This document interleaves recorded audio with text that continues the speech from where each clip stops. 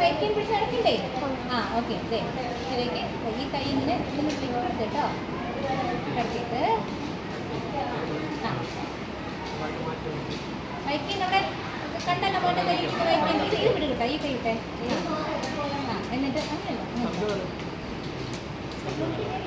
ഇത് ഈ വിരൽ ഇങ്ങനെ ഇങ്ങനെ ഇങ്ങനെ ആണല്ലോ. ആ ഇങ്ങനെ അങ്ങനെയല്ല മോനെ. ആ വിരൽ ഇങ്ങനെ ഇരിക്കുള്ളൂ. ഈ ഫിംഗർ നമ്മൾ ഇങ്ങനെ ഇരിക്കണം കേട്ടോ.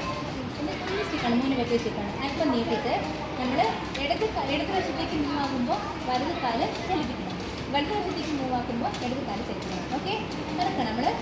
ആ നോക്കൂ, വലത് കാല്. ആ വലത് കാല്. ആ ഇടത് കാല്. ഇവിടെ തട്ടി കണ്ടോ? ഇവിടെ തട്ടിയത് കണ്ടോ? ഈ തടസ്സം വരുമ്പോൾ നമ്മൾ എന്ത് ചെയ്യും? ആ വെരി ഗുഡ്. ഓക്കെ ഓക്കെ, ഇങ്ങനെയാണേ. അപ്പോൾ പ്രാക്ടീസ് വരും കേട്ടോ കേട്ടോ. ആ ശരി.